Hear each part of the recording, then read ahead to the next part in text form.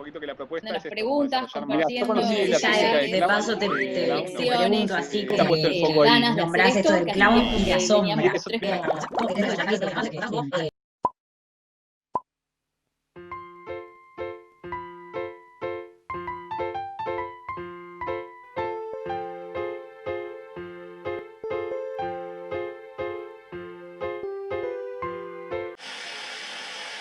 Bueno, bienvenidos a la octava tertulia payasa. Tertulias Payasas es una iniciativa que surge en estos tiempos de cuarentena. Son un proyecto en realidad que le teníamos ganas desde hace un tiempo, que es como profundizar más en la parte conceptual, teórica o de intercambio de experiencias en el ámbito del clown teatral, que es lo que nosotros nos dedicamos. Tertulias Payasas somos Verónica San Vicente, Agustina Pezzani y yo, Dani Ullman en la coordinación, Steffi Craig, alias Garabatela en diseño, y Grieco en animación y edición. Y bueno, estamos muy contentos que este proyecto siga creciendo. Tenemos este formato de tertulias, que es una suerte de mesa redonda en vivo, y otro formato que son entrevistas grabadas. Ambas cosas las puedes encontrar en nuestro canal de YouTube, Tertulias Payasas, y en Spotify. Estamos re tecno. Así que el día de hoy estamos muy contentos que está Pío, que la pueden ver en su cuadradito, haciendo traducción al lenguaje de señas uruguayo. Así ¡No la veo! Pío, te voy a pedir un momento que digas hola, así la gente te puede ver, silenciate. ¿Estás silenciada? A ver, yo lo hago, para.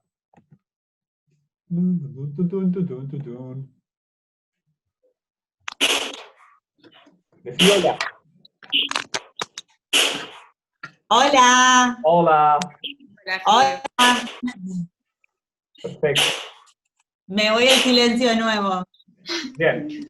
Y tenemos invitados a Angie Oña y Gustavo Zafores. Muchas gracias por venir desde su casa. Y paso la posta, compañera. Bueno, y el tema de hoy con estos invitados tenemos actrices y actores, creadores, y un poco nosotros venimos profundizando en lo que es el género, la técnica de clownesca dentro del teatro. Y un poco la propuesta de hoy es ampliar un poco más dentro de la técnica del clown. Por eso invitamos a una actriz y un actor, que nos interesa también como pensar en esto como enlace con la técnica en la que profundizamos nosotros, que tiene que ver con una es como la relación con el público que ustedes proponen en el trabajo que hacen, que nos parece muy, muy interesante. Y la otra es el trabajo que hacen ustedes con su material propio, ya que el clown trabaja mucho con su material propio y también, tiene un vínculo con el público, una relación con el público particular. A veces se ve el clown solo como en relación a la comicidad, y en realidad tiene otros aspectos también que sentimos esto, que el trabajo de ustedes y la experiencia de ustedes nos pueden como ayudar a ampliar nuestra visión escénica, nuestra práctica escénica. Así que bueno, un placer que estemos en la posta. Bueno, gracias Angie, gracias Gustavo por hoy, y arrancamos con la primera pregunta del día de hoy. Para dar un poquito de contexto a esta primera pregunta, conversábamos, bueno, de una idea como ya bastante vieja, ¿no? Que es en el teatro, cuando los roles estaban como más separados, o cómo se iba construyendo la cuestión, que hay un dramaturgo, hay un director, directora, hay un actor, intérprete, pero eso son formatos como bastante ya destruidos, pasados los bordes, y que hay otras formas de hacer hoy teatro. Entonces, la pregunta es, ¿qué es para ustedes, Angie y Gustavo, un actor, actriz hoy? Esta pregunta es muy difícil de responder. No, bueno, ¿Qué es una actriz? ¿Qué es un actor? Esa es la pregunta. Yo creo que de lo único que puedo hablar es de qué significa para mí ser actriz y qué es lo que aliento y fomento de alguna forma en los espacios donde me vinculo como docente de actuación, y tiene que ver con el... Ay, es tan complejo de explicar. Si vamos al caso, es una persona que actúa, ¿no? Y que se expone al público. Ese simple hecho debería ya denominar a una actriz, a un actor. Pero ya hay una carga personal muy compleja que una le adjudica al que es una actriz, ¿no? Y que es un actor, y muy subjetiva, que varía de actor en actor, de actriz en actriz. Para mí ser actriz significa una constante deconstrucción personal, una militancia en el trabajo sobre mí misma, un crecimiento permanente, un abrir cada vez más la mirada y expandir el horizonte al servicio de la escena, ¿no? Creo que una actriz, un actor lo que hace es entrenar a nivel sensible, emocional, poético, técnico, muy importante, a favor de la comunicación y el de generar instancias de identificación con la gente, instancias profundas de identificación. En ese sentido, creo que ser actriz invita a... Sí, Safores. ¿Hablaste? No. Pensé que había dicho algo. A generar un entrenamiento que nos acerque cada vez más a eliminar cada vez más el autoengaño y la apertura para poder, sí, desdoblarnos, transformarnos, comprender la complejidad o tener cada vez más contacto con la complejidad que supone la vida, ¿no? Que es algo es enorme. Entonces, en ese sentido, creo que ser actriz es yo qué sé, ¿vieron qué difícil que es responder esto? Es ayudame, Zafore, para vos, ¿qué es ser actor? No, yo hace unos días, no me acuerdo para qué, que estaba escribiendo unas cosas, decía, ¿qué es un poco esto de ser actor o ser actriz? Yo decía, vayamos al origen, y yo decía, es un contador de historias, ¿no? Si hay algo que siempre vamos a hacer de una forma o de otra, con un formato, con un estilo, en grupo, sin importar muy bien de dónde venimos ni hacia dónde vamos, pero lo que siempre vamos a hacer es contar una historia, ¿no? Entonces, somos como vehículos para contar historias. Un poco esto que hablaban al principio, muchas veces está asociado a que somos vehículos para contar historias de otros, ¿verdad? De alguien que la escribió, de alguien que vivió, y eso pasa como por muchos filtros, del dramaturgo, del director, bueno, hasta llegar al actor o a la actriz que cuenta esa historia. Yo lo que sí creo, porque es la línea que vengo trabajando hace tiempo, es que cada vez me interesa más entremezclar las historias de quien la escribe con la historia propia, con la historia personal de cada uno. Esto de trabajar la materialidad de cada uno, de hacernos un poco cargo de dónde venimos, cuál fue nuestra formación, por qué queremos contar esa historia, me resulta cada vez más interesante decir, bueno, esa misma historia, la riqueza que tiene, sobre todo, es las formas diferentes que hay para contarlas. Es decir, Angie la contará de una manera y ojalá yo la cuente de otra. Eso es lo que me resulta más interesante y para que eso funcione de alguna manera hay que meter mucho de lo propio, hay que comprometerse mucho con la historia, pero también empezar a comprometerse con la historia de cada uno y empezar a entender, para mí, que de alguna manera es muy interesante conocer quién está detrás del personaje, o qué hace ese actor o esa actriz con ese personaje, para no repetir formas, no repetir modelos, no repetir discursos. ¿Sabes qué, Zafores? Ahí... Sí, no, dale, termina la idea que te iba a decir algo que me hiciste acordar y que me gustaría decir. Dale. Que con esto que decís, porque a un agregado me gustaría poner que tiene que ver con esto de vincular lo personal, ¿no? Que para mí también va por ahí. Otras personas opinarán otra cosa, pero para mí es muy significativo y muy contundente el hecho de vincular lo personal, en la medida que es lo que más genera identificación. Me hiciste acordar a Anne Bogart en su libro Antes de actuar, cuando dijiste cuenta historias, que ella cuenta que en África el cometido de los cuentacuentos es de alguna manera recordarle a los pueblos dónde están las fuentes de agua, ¿no? Entonces ella hace una analogía con el hecho artístico y dice que el actor, la actriz, el hecho escénico vuelve a llevar a la persona hacia la fuente de agua.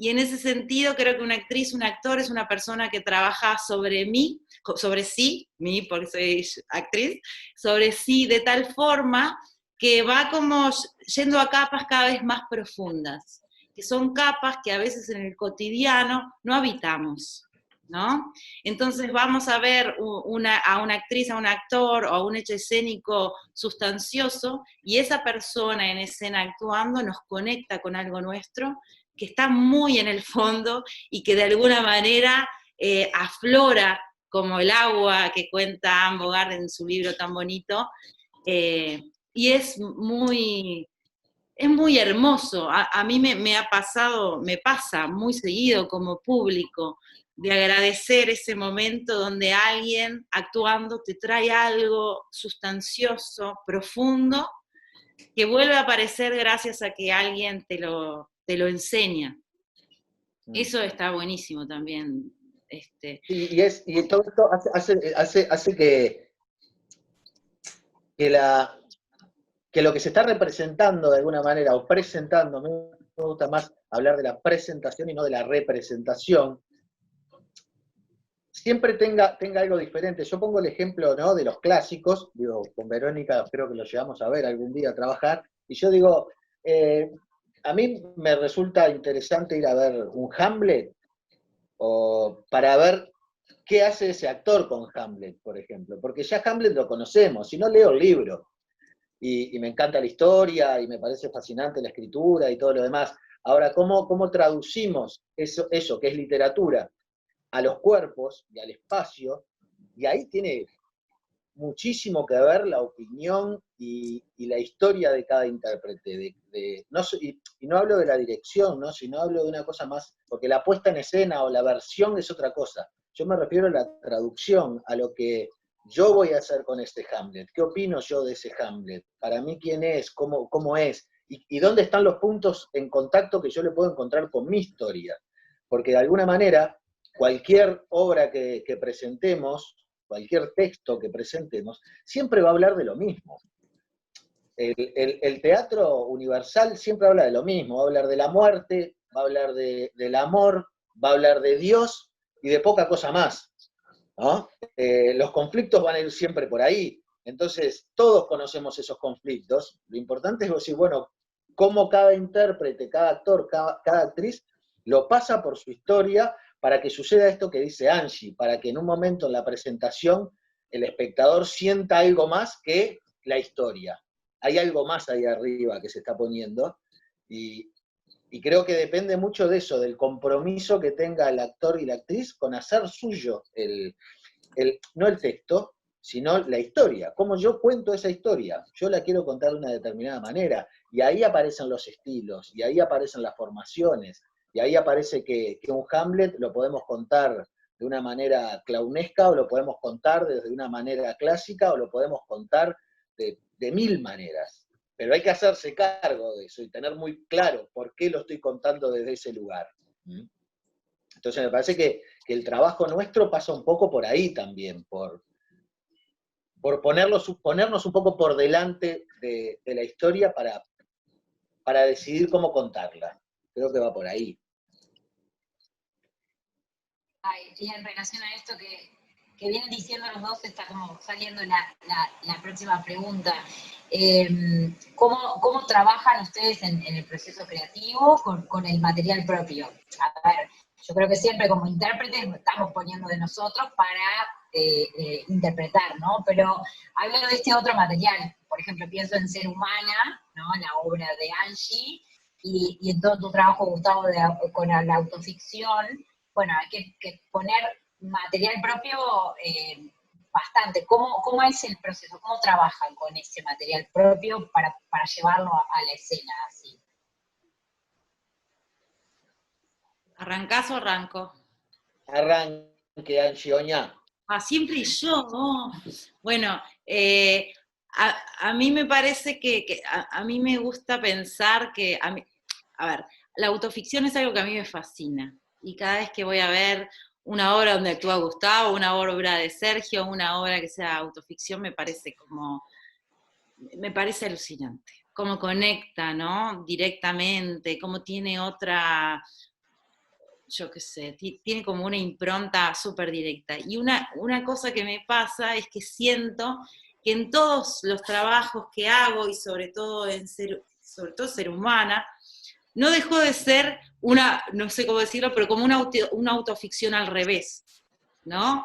En vez de hablar de mí, estoy actuando o llevando a cabo un proceso creativo sobre un personaje, sobre una mujer, en este caso como fue Sabina Stirling, que vivió y que existió, y que fue un personaje histórico alucinante, cómo esta mujer conecta en mí para recién desde esa conexión partir creativamente. Esto no quiere decir que no estuve más de 2 años investigando toda su vida, leyendo, releyendo, hasta empezar en el caso de Ser Humana, por ejemplo, hice eso, empecé a investigar, hasta empezar a sentir que mi cuerpo ya tenía material suficiente como para empezar a escribir, a moverme, a investigar en mí, ¿no? Como que ya había mamado suficiente información y me había apropiado de algo que evidentemente no es de Sabina, ¿no? Que es ese lugar donde conecta conmigo, ¿sí? Que muchas veces es personal, evidentemente que es personal, muchas veces es muy inconsciente, muchas veces conecta con emocionalidades hasta inexplicables.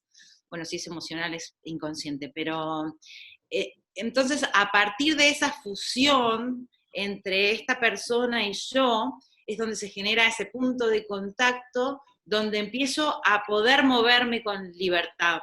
Porque si ese punto de contacto no existe, entonces yo me estoy moviendo dentro de una bola de aire, de pedos, no puedo apropiarme del trabajo, entonces tiene que ver con un crear desde contactar personalmente con el material. Y lo personal, me gusta citar acá con el tema de lo personal, la otra vez escuchaba a Bartiz en una entrevista alucinante que le hizo Dubati, que el loco decía que cuando un actor, una actriz propone algo personal o trabaja desde algo personal, de ninguna manera se refiere a lo personal biográfico, ¿no? Sino que se refiere a lo personal poético asociativo, que tiene más que ver con ese lugar inconsciente, con ese lugar de creatividad, con ese lugar donde toca una fibra sensible, y que no concretamente quiere decir, a mí me pasó lo mismo, ¿no? Voy a eso, que es muy importante, es donde uno vibra y donde uno conecta con este personaje, con esta mujer, con este producto creativo, no sé cómo decir, producto es horrible. Te paso la palabra después de esta aberración. ¿De producto? Quedó grabado. De denigrea, sí. Sí, yo en relación a la autoficción, por ejemplo, que me parece que es muy interesante y todo lo demás, yo creo que muchas veces se genera una idea un poco errónea de la autoficción, por esto mismo que acaba de decir Angie, que la autoficción es un mecanismo más, pero no es para hablar de uno, es utilizarse de alguna manera, o utilizar mi propia historia o la historia del autor, en algunos casos, para hablar de otros temas. Y eso lo que hace, sobre todo, es que provocan al espectador y provocan el espectáculo una cercanía muy grande. Uno enseguida se siente identificado si lo trabajamos de ese lugar. Y a mí me parece que lo primero que hay que plantearse, y salgo de la autoficción, sino de esto de trabajar con el material propio, o hacer propio el material del otro, primero es no tener miedo a romper, a destruir, a faltarle el respeto a los autores, a los directores, faltarle el respeto en el buen sentido, ¿no? De llevar adelante esa intuición que tenemos todos los actores y actrices, de darnos cuenta de cuando un material lo podemos hacer más carne y lo podemos llevar más cerca del espectador. Y no hay que tenerle miedo a las traducciones y a romper determinadas cosas. Y ahí tiene que ver mucho con la historia de cada uno, y tiene que ver mucho con el momento de cada uno. Porque yo vuelvo al mismo ejemplo de Hamlet, no es el Hamlet que yo podría hacer hace 5 o 6 años atrás, no es el mismo que puedo hacer ahora, ¿no? Mi Hamlet muta todo el tiempo, todos los días va a mutar. El de Shakespeare no, es el mismo, que está metido dentro de un libro hace cientos de años.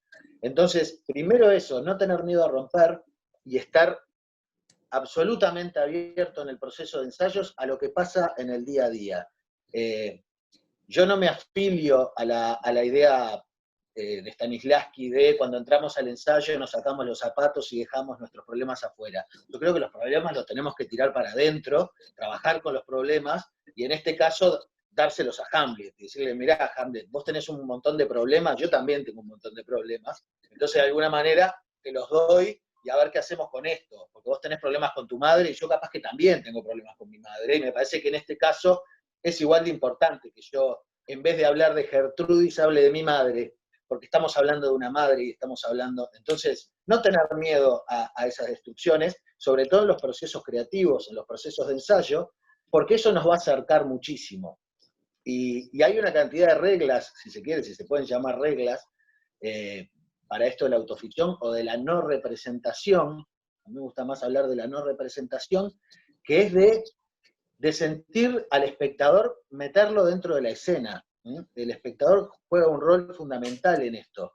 Es decir, yo lo que te estoy contando es mi problema, y probablemente te esté contando tu problema, entonces contémoslo juntos, y traigamos a Hamlet también para que nos hable de sus problemas, que viene con chapa de problemático reconocido Hamlet, ¿no? Hamlet es un tipo que tiene problemas, entonces hay que contar los problemas de él. Yo sí cuento lo mío y decía, ¿a quién le importan los problemas de Sapores? Y bueno, ¿y a mí qué me importan los problemas de Hamlet? Pero de última, son los mismos problemas. Entonces, hablemos y hagamos una buena mezcolanza con todo eso, rompamos, destruyamos el texto, destruyamos la historia, y dejemos que quede en escena, o que quede esto que decía Angie hace un rato, que quede ahí flotando lo que nos conecta con la historia, y nosotros somos los principales responsables de buscar esos puntos de conexión.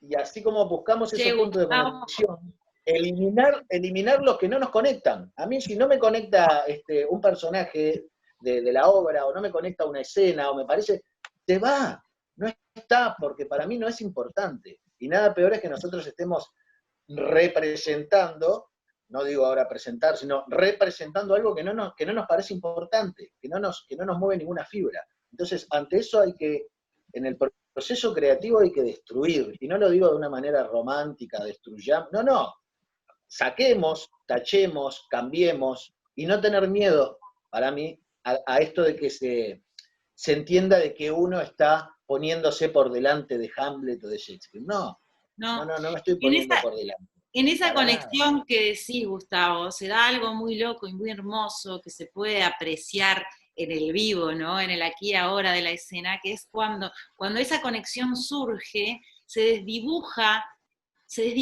todo tan bellamente. Es como que una no sabe si si quien está hablando es el personaje, la actriz o la gente que está sentada ahí. O sea, es de todos al mismo tiempo, es muy fuerte lo que se produce. Y es como que después de vivirlo, a mí me pasa lo mismo que vos, Gustavo, me pasa esto que es como que ya no me interesa ninguna forma, en este momento de mi vida, ¿no? Que no conecte así. ¿no? Que creo que es lo que pide la época de alguna manera también, ¿no? Conectar desde ese lugar. Y no sé si te pasa a vos, que me está pasando que cada vez más siento que eliminar la cuarta pared es lo más sustancioso, Sí. en ese sentido. Es que, bueno, después ahí Verónica nos mandaba las preguntas del vínculo con el espectador y que se enraba un poco con esto. Sí, yo creo que la famosa cuarta pared es una de las maldades que nos han enseñado, ¿no? Nosotros venimos con un chip puesto todos los que hemos estudiado actuación de alguna manera, después cada uno toma su camino, pero todos tenemos como un chip inserto con determinadas reglas que después nos damos cuenta que duelen a veces. La cuarta pared duele por momentos, ¿no? Sí. Entonces hay que romperla. El texto duele, entonces hay que romperlo. Los autores a veces también nos duelen, entonces hay que romperlos. Y el vínculo con el espectador, yo creo que parto también, estoy de acuerdo contigo. Obviamente que uno como actor o como actriz hace lo que le dicen, y punto. Y no todo es aplicable a todo, ¿no? Si mañana tenemos que ir a hacer una tragedia griega, en formato representativo, con un director clásico, allá nos pondremos la túnica y gritaremos y habrá una gran podemos decir que no también, Gustavo. Podemos decir que no. En ese momento yo diría que sí. Pero son tenemos que trabajar el aquí y ahora famoso, que muchas veces también nos enseñan el aquí y ahora. Y el aquí y ahora es con el espectador. Y uno no puede trabajar el aquí y ahora con un espectador si no lo mira, ¿no? No, el aquí y ahora es muy simple. Es comunicación con una misma, con el compañero de escena, es como una triple comunicación, ¿no? Que se da en el momento, que en realidad cuando trabajas con cuarta pared, de todas formas se vive eso en la energía, ¿no? Aunque sí, no lo energía, mismo. Sí. Lo que pasa es que después... La energía sí, es como mirar una biblioteca y vos sabés que ahí está lleno de libros, pero yo no puedo identificar quiénes son los autores, entonces no conozco muy bien de qué va esa biblioteca. Lo mejor que puedo hacer es mirar los lomos de los libros y empezar a identificar los títulos, y ahí necesito mirar. Y no hay nada más placentero, yo creo, para un espectador que, placentero no, puede ser muy inquietante también, es que en un momento el pacto sea, vos me mirás, pero yo también te miro. Y ahí vamos a generar otro vínculo. Y hay un pacto establecido, que tiene que ver con la convivio, y tiene que ver con la apertura, y tiene que ver cómo recibimos a los espectadores, y tiene que ver con esto que digo yo, de meterlo dentro de la escena. Para eso tenemos que partir de uno, ¿no? Exacto. De hacer una invitación. Ahora que lo decís también, es como generar la confianza para mirarnos, ¿no? Porque también hay una fantasía compartida de que cuando el teatro te implica, te van a venir a buscar, o vienen esos nervios que son como más histéricos, más de, ay, el actor me miró, no sé qué, cómo vincularnos desde un lugar humano mucho más horizontal. Los clowns nos hacemos cargo, ¿eh? Exacto. Las clowns, miren, hace rato que asumimos la responsabilidad. Por eso, en este sentido, el clown para mí es una belleza. A ver, yo he hecho clown, hice clown social en la época que estaba en la EMAD, y estudié clown con ¿cómo es este hombre alucinante? Bueno, ahora no me sale, ya me va a salir.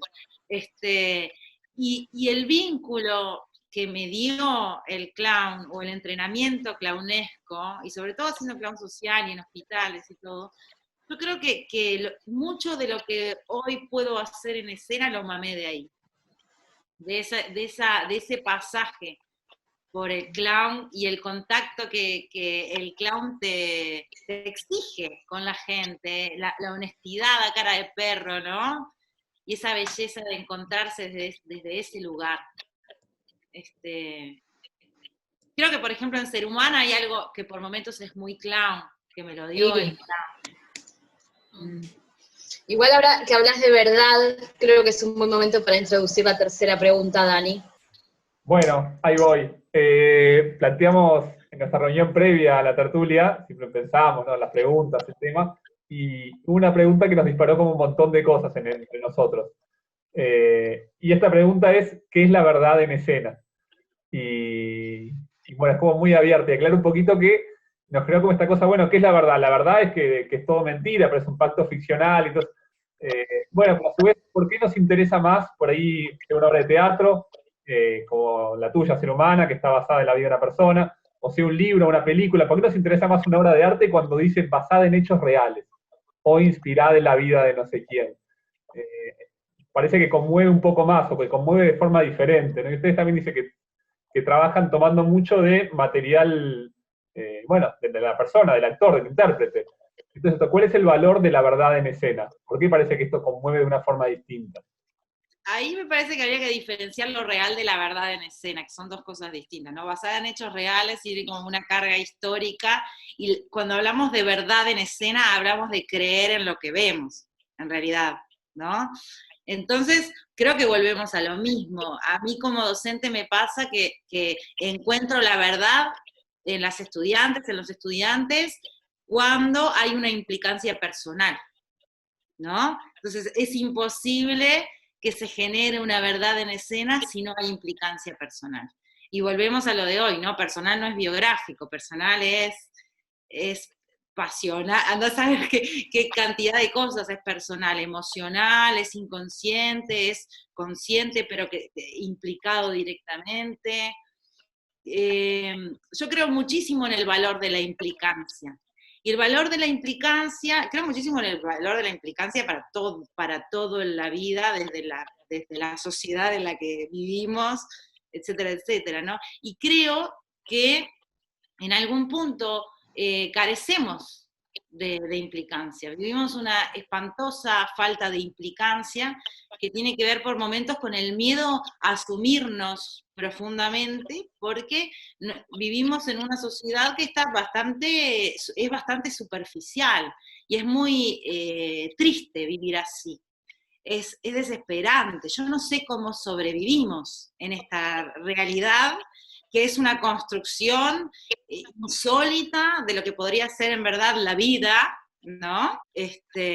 Entonces, cuando uno se involucra en un hecho creativo, artístico, uno se implica humanamente, se implica, se embarra, se enchastra, se ensucia, va hacia lugares cada vez más profundos, saca la mierda que tiene adentro, la transforma en otra cosa, revuelve.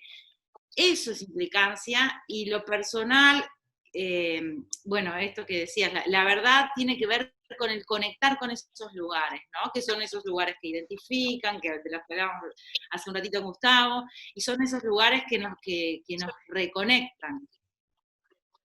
Básicamente creo por ahí. Gustavo, ¿qué decís? Es una conjunción de cosas también, que lo peor que para mí, esto es muy personal, lo peor que podemos hacer es buscarla. O sea, yo no pretendo buscar la verdad.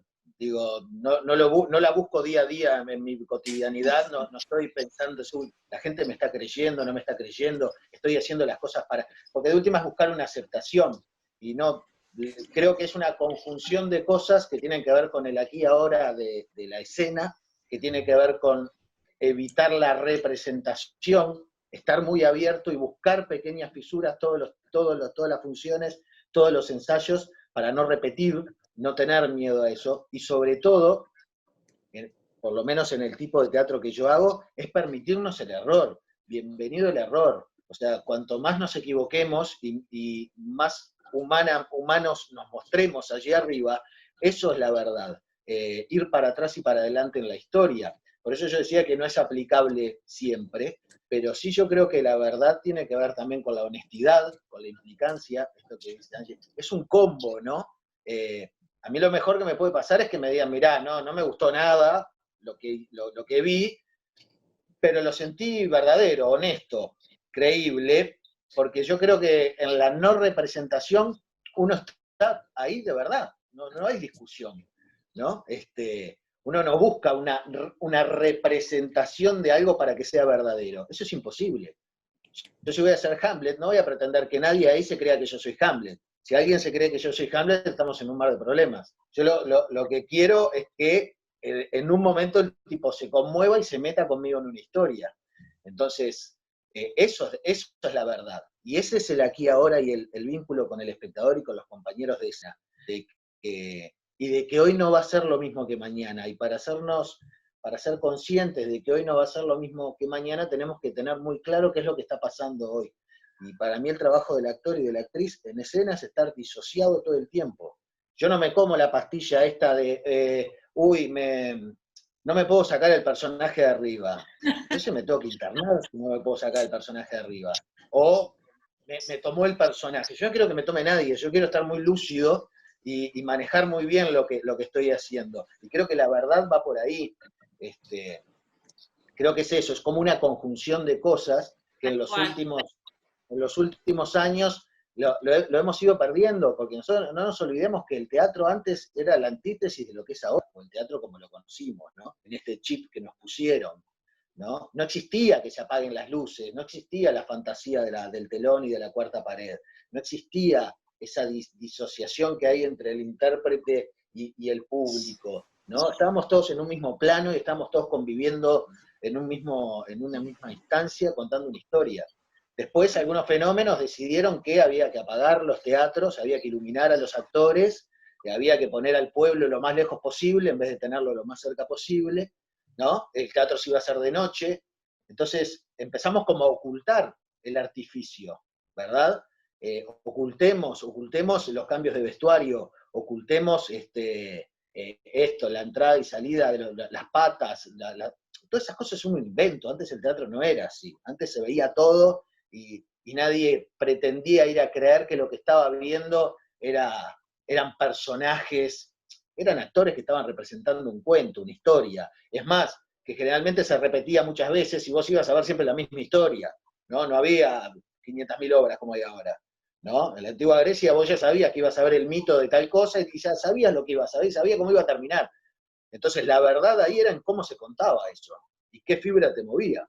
Entonces es como una conjunción de cosas, pero sobre todo el estar presente, abierto al error, y sabiendo que lo que estoy haciendo ahora no va a volver más. Del riesgo del que tanto se ha hablado, ¿no? El riesgo, que todo el tiempo se habla del riesgo. El riesgo tiene que ver con eso, con esa apertura de que suceda lo que tenga que suceder.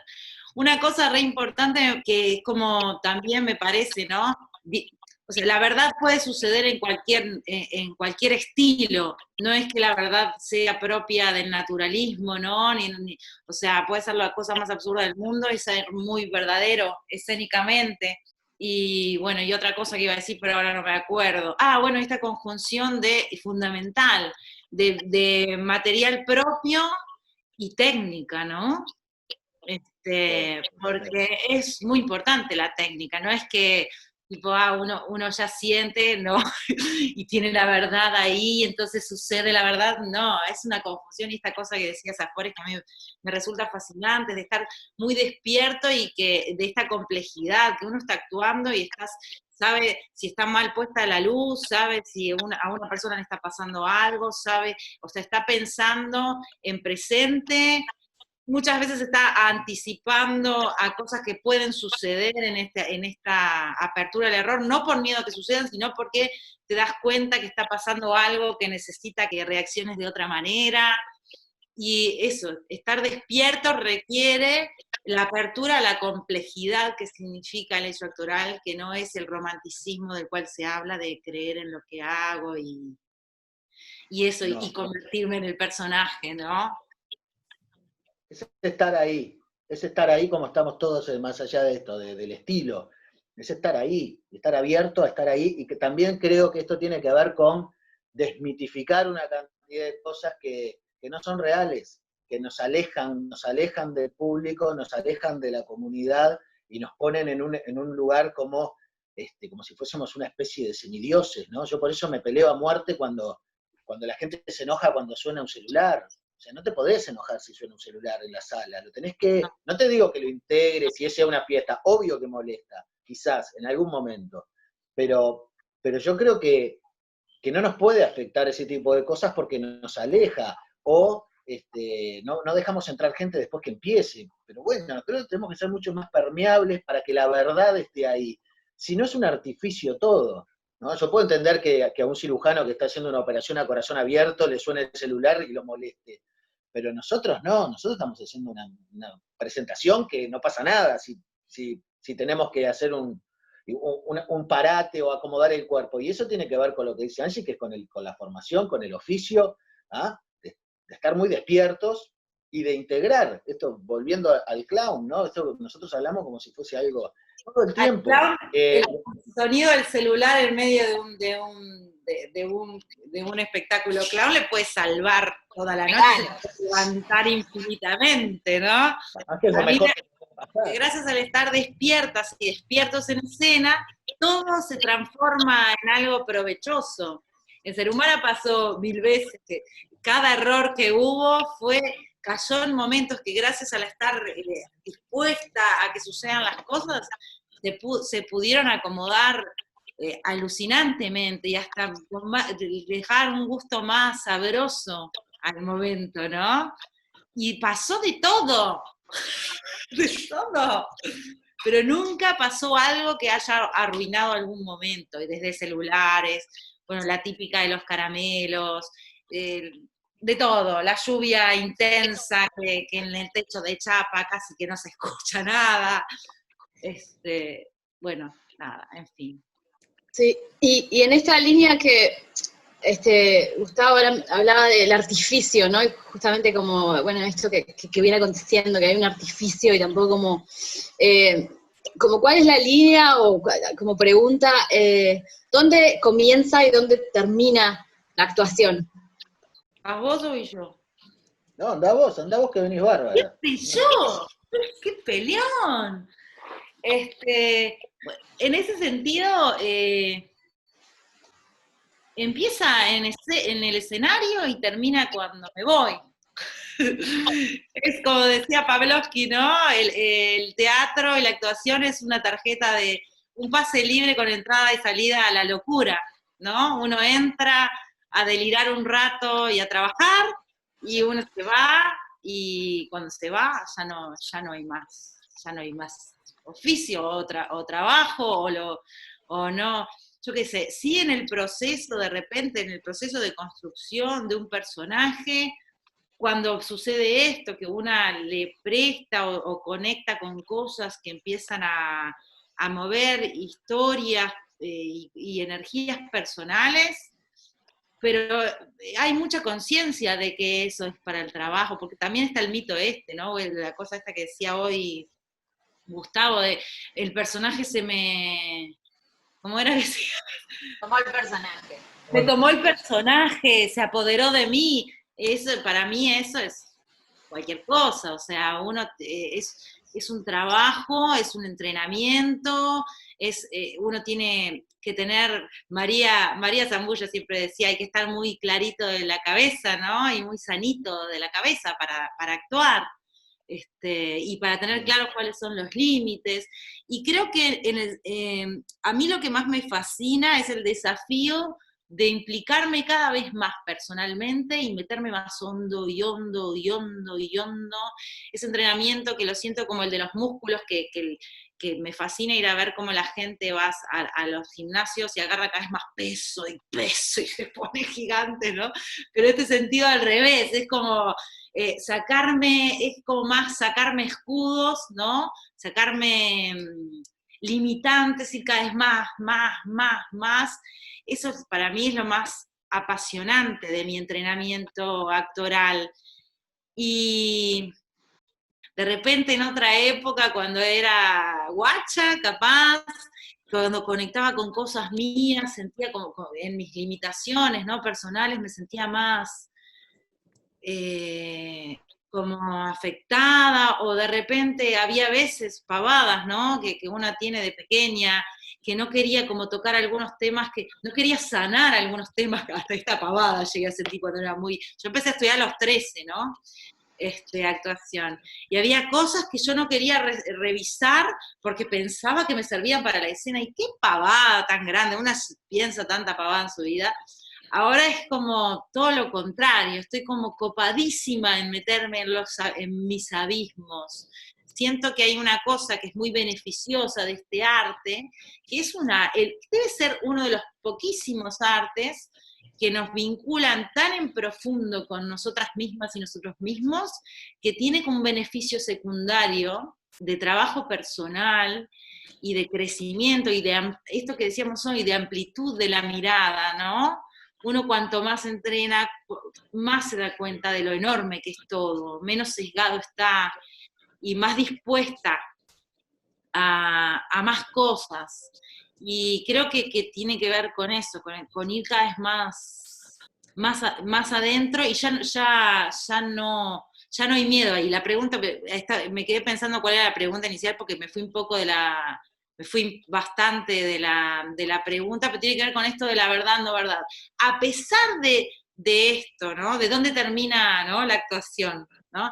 A pesar de todo esto, y del querer ir cada vez más profundo, está muy claro que la actuación termina cuando termina la obra, ¿no? Con ese aplauso final, podré quedar súper emocionada, muy agradecida del momento vivido, gratificadísima, pero ahí terminó el trabajo.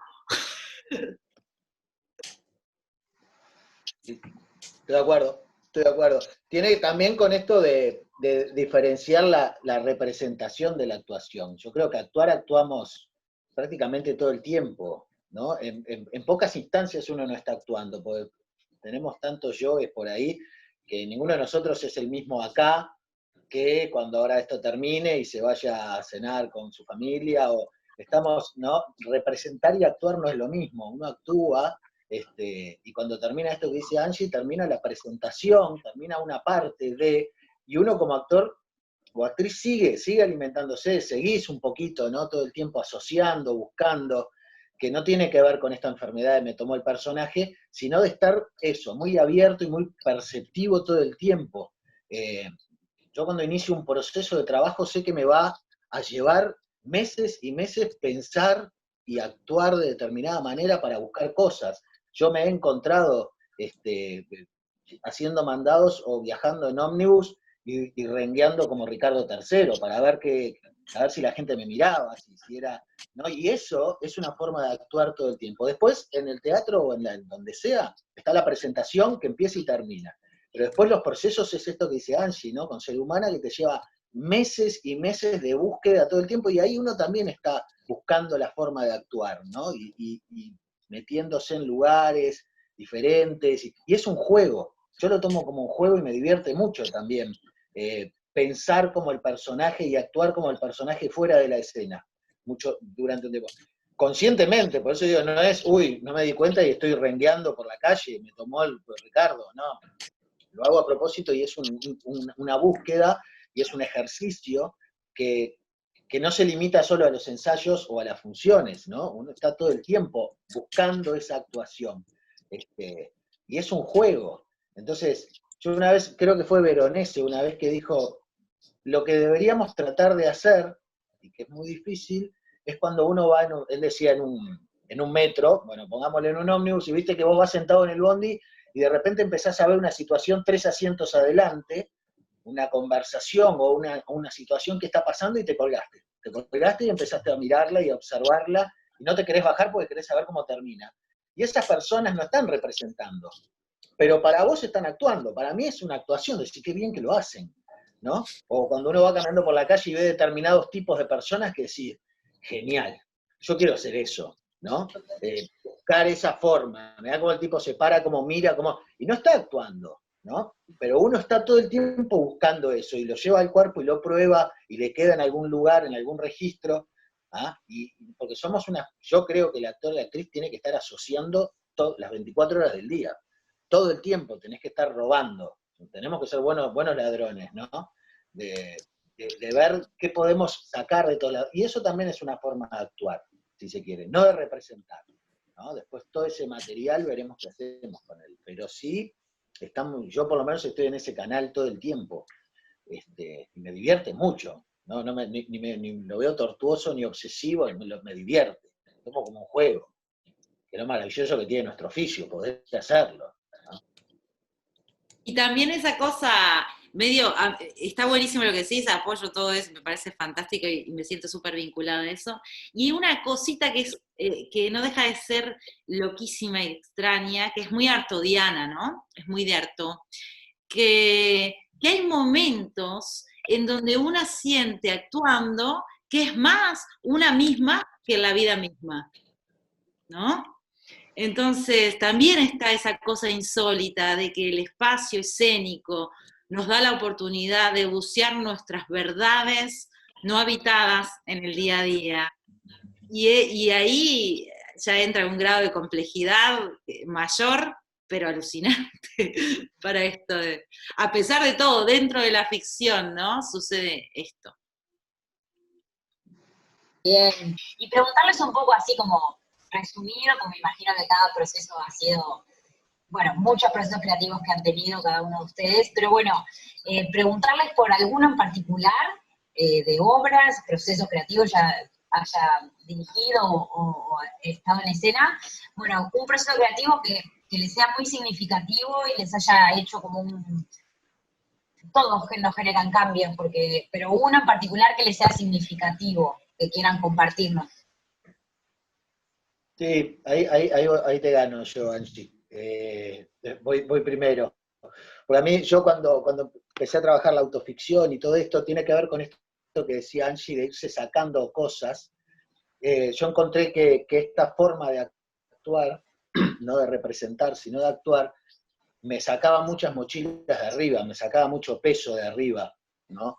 Y en el caso de la actuación no representativa o de la autoficción, lo que tiene es que uno le quita trascendencia a lo que está haciendo, le quita trascendencia en el buen sentido. Los actores y las actrices, en este chip que digo yo que nos meten en algún momento, la letra, por ejemplo, y el texto y lo que tenemos que decir es como muy angustiante por momentos, ¿no? Y yo siempre le digo a mis alumnos que la letra es como el tango, en algún momento te llega, ¿no? No te preocupes porque va a llegar. ¿Cómo? No sé, pero en algún momento te va a llegar.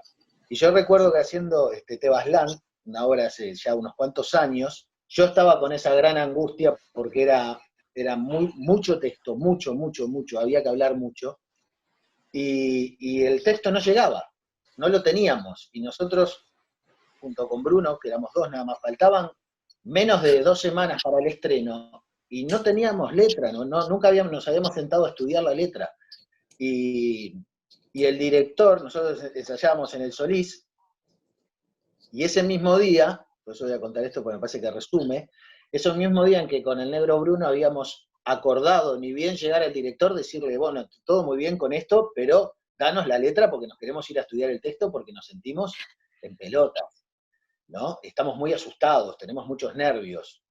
Y ese mismo día que íbamos a plantearle eso, cuando él llega, ya les digo, nosotros ensayamos en el Solís, que enfrente hay un juzgado, y cuando le planteamos esto, Sergio, el director, nos dice, yo ahora estacionando el auto acá enfrente, escuché la conversación en la puerta de un juzgado entre un abogado y seguramente un fiscal, que estaban decidiendo qué condena o qué iban a acordar con X persona que tenían que procesar. Y uno le decía al otro, no, pero si le das 15 años lo estás matando, vamos a darle 10. Y estaban hablando de cuántos años ese tipo iba a estar preso. Y cuando nosotros le planteamos esto, Sergio nos dijo, eso que estaba pasando ahí era importante. Lo que ustedes están planteando no es importante.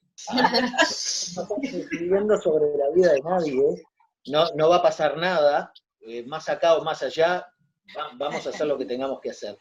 Yo me acuerdo de esa conversación porque fue como sacar una enorme mochila de arriba y decir, claro, no es importante. Lo importante es lo que vayamos a hacer ahí. No podemos 15 días antes estar pensando de que lo tengo que cerrar hoy y lo tengo que asegurar hoy. Y yo ahí aprendí justamente de que, primero, que lo que nosotros hacemos no es tan importante como decidir sobre la vida de alguien, y segundo, que uno sacándose esas mochilas trabaja mucho más libremente, y ahí aparece la libertad de la creación, de no estar sujeto ni a un texto, ni a una apuesta, ni a una fecha, todo va a llegar.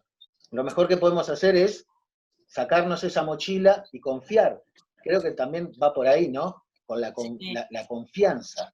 Y ese proceso a mí me hizo aprender a trabajar de otra manera, que no es con la exigencia de ese chip, que es, tengo que saberme una letra, no me puedo equivocar, tengo que decir bien, tengo que ser verdadero. Yo no tengo que hacer nada de eso. Yo ahí me di cuenta que yo no tengo que hacer nada de eso. Yo tengo que trabajar todos los días para algo que en algún momento alguien va a ver, y cada uno sacará sus conclusiones. Entonces, tiene que ver con la forma de encarar el trabajo, sacarse muchas mochilas de antemano y saber que lo que nosotros hacemos es de un placer infinito comparado con otros trabajos. Entonces, y como es un trabajo y un oficio, nada mejor que disfrutarlo y saber que si nos equivocamos no pasa nada. Nos vamos cada uno para su casa y ya está. Y Teo Aslan fue una de las obras más hermosas que vi en mi vida. Es una belleza, una obra. Muy hermosa. Lo dice el tipo. No, es que es una obra muy bella. Tiene que ver también con la forma de plantear el trabajo. Es muy lindo. Bueno, me toca, ¿no? Yo creo que es Ser humana, por ahora, sobre todo porque marca una bisagra muy importante en mi vida y porque es el trabajo con el cual me pronuncié después de casi 3 años sin actuar, porque yo en un momento sentí que estaba como un poco descentrada, desnorteada, aceptando de repente algunos proyectos que no me completaban o no me ayudaban a transitar lo que realmente necesitaba transitar, y que tenía que ver sobre todo con ser coherente con lo que enseñaba, ¿no? Entonces estaba dando clases y entonces en mis clases milito una implicancia y una cosa que sentí que tenía que dar, ¿no? Entonces uno de los objetivos fundamentales de Ser Humana fue ser coherente con lo que yo estaba pidiendo en mis clases y poder hacer un parate para trabajar desde ahí. A partir del parate que hice, empecé a investigar la vida de esta mujer y me llevó más de 2 años y medio la investigación y luego la puesta en escena. Eso de que estuve casi 3 años sin actuar, al servicio de Ser Humana, de la investigación y el proceso de construcción de la obra desde un lugar que sentía fundamental y que lo necesitaba. Fue una necesidad personal esta coherencia, es muy egoísta si se quiere, de sentirme bien conmigo misma, de sentir que transito la coherencia, eso.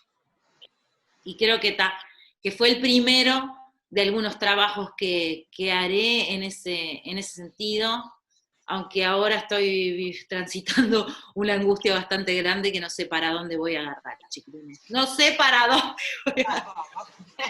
Somos varios. No sé qué va a pasar.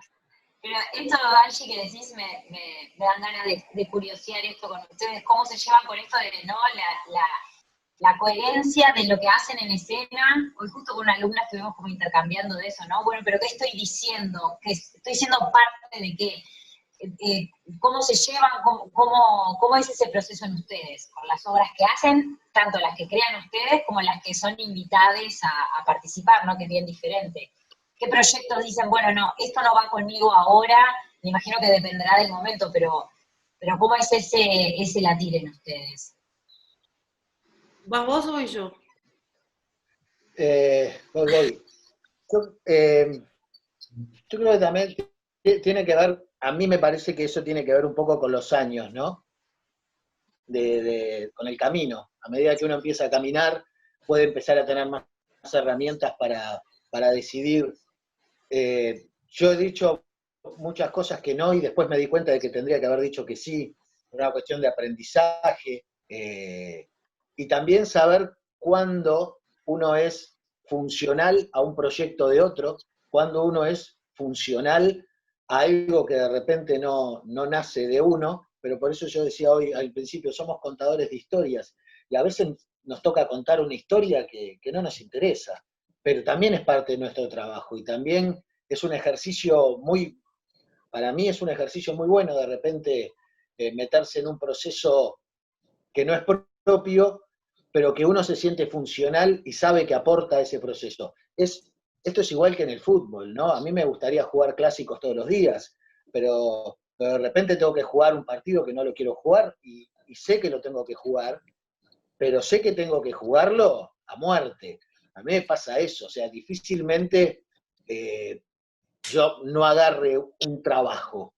No me ha pasado porque también creo que en ese camino uno va forjando un tipo, se va armando como un tipo de actuación, o sea, Safor es un tipo de actor que ya saben que para determinadas cosas no va a funcionar, y a mí no me van a llamar para hacer determinado proceso de trabajo que saben que yo no lo voy a hacer porque no puedo responder a eso, porque no lo sé hacer quizás es porque no lo sé hacer. Entonces, creo que tiene que ver con el camino. No me ha pasado de encontrarme con trabajos que yo diga, bah, me quiero matar, porque de antemano yo ya sé dónde me estoy metiendo y el que me está involucrando también sabe. Y eso es importante que todos nosotros, y es algo que yo le digo a mis alumnos, nos tenemos que forjar una personalidad actoral.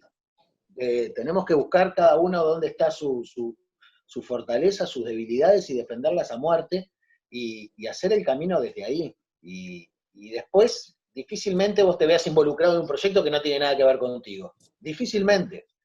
A mí nunca me ha pasado. Siempre todos los procesos que he hecho y todos los trabajos que he hecho siempre tienen algo que ver conmigo. Puede ser el colectivo. Muchas veces a mí me ha pasado de hacer obras que de repente no me interesan tanto, pero el colectivo es hermoso y la gente con la que voy a trabajar es hermosa y voy a aprender un montón, entonces me mando. Y sé que precisan de alguna manera que yo esté ahí. Eso es importante también. Que no es lo mismo a que esté yo a que esté otro. Si vos realmente querés que esté yo, bárbaro, vamos. Porque confío. Me parece que pasa un poco por ahí. Y después con los procesos más propios o con el grupo de trabajo, recién ahora voy a estrenar mi primera obra, pero después yo trabajo hace 10, 12 años con un colectivo de gente que pensamos lo mismo. Entonces me siento muy cómodo laburando ahí.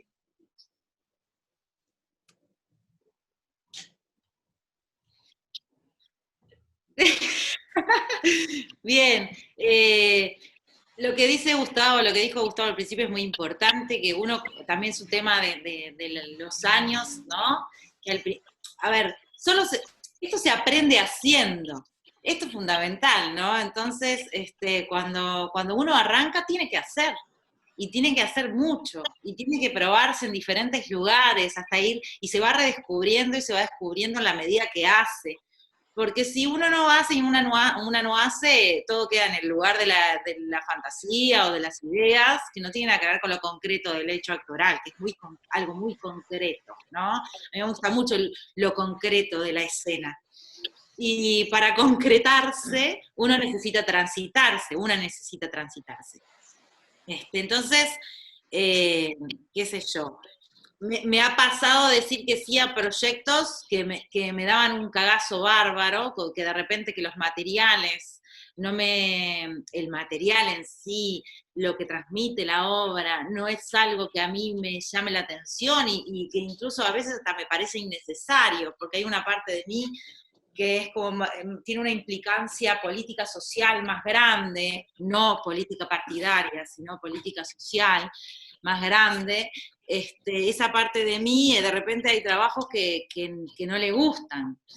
Pero hay otra parte de mí, que es la actriz, que de repente hay algunos trabajos que acepta, porque son un desafío personal, ¿no? Entonces, una a veces se encuentra aceptando cosas que obviamente no van en contra, no, o sea, tampoco es tipo una traición, pero que de repente lo que más pesa en ese proyecto es un desafío personal de poder llevar adelante una actuación que siento que está lejana, ¿no? Que voy a tener que laburar de lo lindo para sentirme cómoda en ese terreno. Muchas veces he aceptado ese tipo de cosas. Después, bueno, cada vez siento como más necesidad de hacer mi teatro y no esperar a que me llamen, ¿no? Es porque siento que tengo muchas cosas para decir y porque siento que es el lugar desde donde mejor me puedo, o con más generosidad en este momento, me puedo brindar y me puedo, o sea, no sé cómo decir, y puedo trabajar. Entonces ahora estoy trabajando sobre una obra que todavía está en pañales, pero es una obra de Emma Goldman, y me siento mucho más plena trabajando estos materiales propios o decididos propiamente con que me llamen, ¿sí? Si bien me encantaría y tengo como muchas ganas de trabajar con determinadas personas, pero me pasa esto en este momento, que siento que es momento de hacer personalmente. Entonces, en este sentido, Veros, a partir de la pregunta que me hacías, es que nada, que siento que hay un paréntesis de aceptación de algunas otras cosas que tienen que ver con priorizar en este momento lo propio. Bueno, buenazo. Yo quería traer además, más que una pregunta, es una reflexión, en realidad que, bueno, ha sido un placer escucharlos. Y la información, tanta data que el público quedó mudo, es la primera vez que nos pasa que no hay ninguna pregunta. ¡Ay, qué maldad! Somos un amor, Les encantó que no les gustó nada, pero...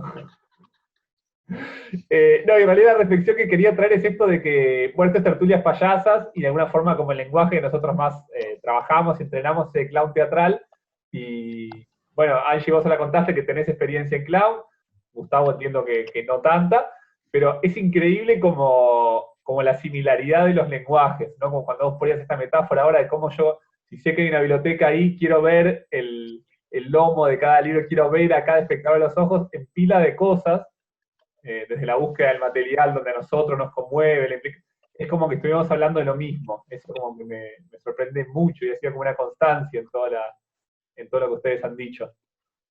Así que bueno, además también van ahí como que de distintos caminos, bueno, la sensación de que estamos explorando territorios parecidos dentro de lo teatral. Sí, tal cual. Yo creo que tiene pila de clown.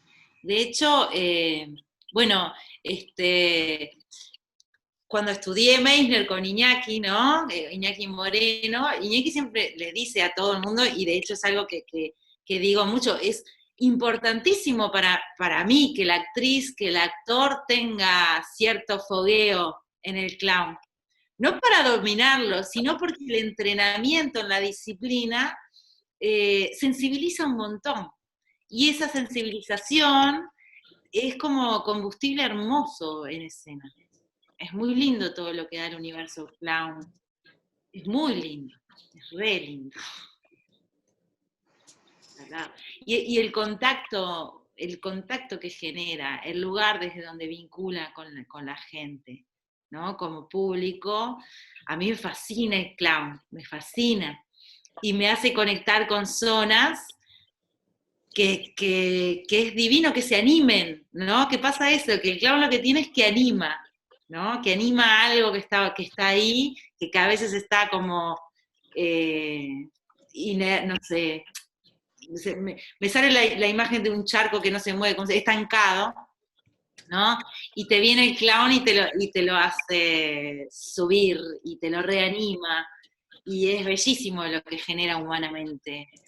Creo que de alguna forma todas las actrices y los actores que conectan mucho, a veces sin tener ni idea, utilizan muchos recursos de este tipo que tienen que ver con el clown. Porque hay cosas también del clown que son muy, muy de nosotros, ¿no?